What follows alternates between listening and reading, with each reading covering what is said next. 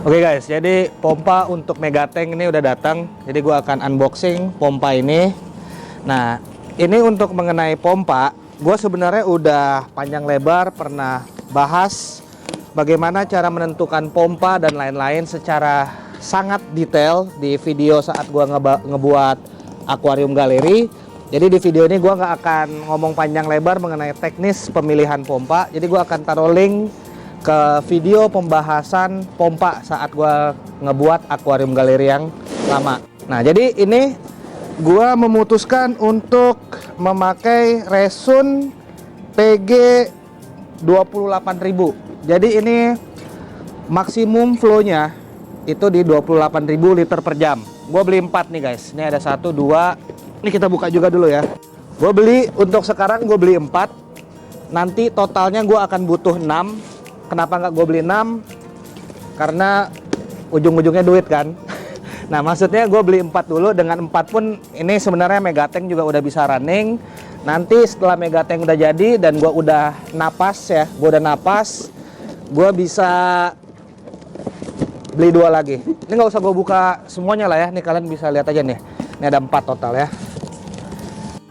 Oke, jadi ini kita ada apa aja nih di box ini. Yang pertama, buku panduannya, gua nggak ngerti bacanya gimana. Ini adalah untuk sambungan ke pipa kali ya. Coba kita lihat berikutnya ada apa aja nih. Oke, ini boxnya. Dan ini pompanya nih guys. Oke. Pompanya berat juga ya. Oke, ini dudukan bawah pompanya. Ini kita lihat nanti buat apa ya. Tapi kayaknya ini untuk sambungan dari pompa ke pipa. Dan ini mesinnya. Ini berat juga loh, lumayan berat nih. Jadi nanti taruh sini. Oke. Terus ada 2 dia nih sambungannya. Ukurannya sih sama, tapi kayaknya ini untuk cadangan kali ya, karena ukurannya gue lihat nih sama. Oke, ini sama. Terus apa lagi di dalam box ini? Kosong. Jadi kosong ya, dalam box cuma ini doang. Nah gini guys, jadi kenapa gue memutuskan Resun PG 28.000 dibanding sekian banyak merek yang lain. Nah gini, kalau kita lihat di box ini, dia ini mempunyai kapasitas 28.000 liter per jam dan memiliki maksimum head atau jarak maksimum itu 7 meter.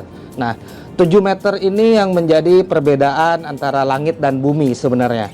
Nah, kalau masalah watt, di sini dibilang 550 watt ya. Nah, tapi untuk watt realnya, watt yang sebenarnya, itu nanti akan kita tes menggunakan, gue lupa namanya apa yang untuk bisa ngetes watt yang keluar. Itu nanti pas Megatank udah jadi, baru kita akan uji watt realnya. Di sini di kotak, dia bilang 550 watt ya. Jadi, kenapa gue bilang 7 meter ini bisa membedakan antara langit dan bumi? Jadi, kalau kalian lihat di graf yang gue kasih di sini nih, nah, di graf ini kita bisa lihat kalau rata-rata kurva pompa itu eksponensial bentuknya kurang lebih. Jadi di sini gue coba mensimulasikan perbandingan antara pompa yang memiliki head maksimum 7 meter dengan kapasitas 28.000 liter per jam, yaitu Resun PG 28.000 ini, dan merek lain yang memiliki kapasitas 35.000 liter per jam tapi hanya memiliki head maksimum 5 meter. Nah, kalian bisa lihat di ketinggian 2 meter sekian, perbedaan atau penurunan kapasitas atau daya dorong pompa itu udah sangat jauh. Berbeda dengan Resun PG 28.000 ini, dia headnya sampai 7 meter. Jadi penurunan kurva eksponensialnya ini cukup melandai, berbeda dengan yang mempunyai head cuma 5 meter. Itu cukup steep atau cukup tajam. Jadi pergeseran 10, 20, 30, 50 cm itu perubahannya udah cukup drastis. Nah, sedangkan dengan head 7 meter penurunannya cukup landai.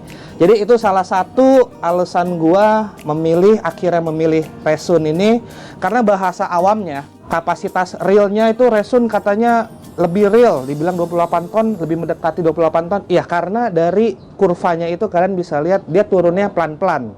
Semakin tinggi jarak antara pompa dan ketinggian yang dipompakan, dia turunnya pelan-pelan. Tapi kalau dengan salah satu merek yang memiliki daya dorong 35 ton dan headnya cuma 5 meter per 10 cm, penurunannya lebih steep ya, atau lebih tajam. Paham ya yang gue maksud? Jadi di sini gue beli 4 dulu, dan ini kalau ngelihat dari instruksinya ini nanti nyambung ke pipa 2 inci. Nah, berbeda dengan beberapa merek lain itu udah harus pakai pipa 3 inci, 4 inci, dan ini hanya perlu menggunakan pipa 2 inci. Jadi dari segi pemipaannya pun sedikit doang lebih hemat, karena ya harga pipa 2 inci dan 3 inci kan cukup jauh perbedaannya ya.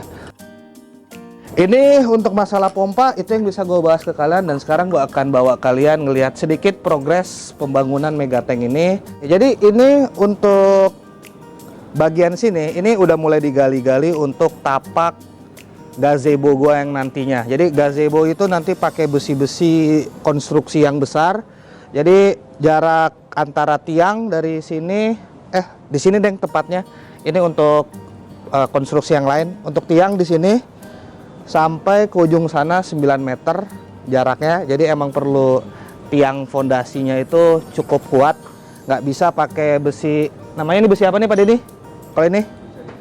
Bajaringan, nggak bisa bajaringan. Kalau pakai bajaringan nanti harus banyak tiang tengah dan lain-lain, malah jadi kayak kandang ayam nanti kebanyakan tiang. Sedangkan kalau kita mau buatnya pakai apa namanya Pak istilahnya, besi apa? Hah? Habim. Nah, pakai besi Habim, jadi cuma tiangnya ada 2 apa 3? 4 ya. 2 di sini, 2 di sana, dan nanti struktur atas gazebo ini pakai apa Pak Denny? Pakai apa nanti struktur atas untuk plafon? Apa? Gafalun. Nah itulah, nantilah. Jadi untuk sekarang gazebo yang lama udah dibongkar, udah digali. Mau kita tinggiin, nanti bagian dasar ini kita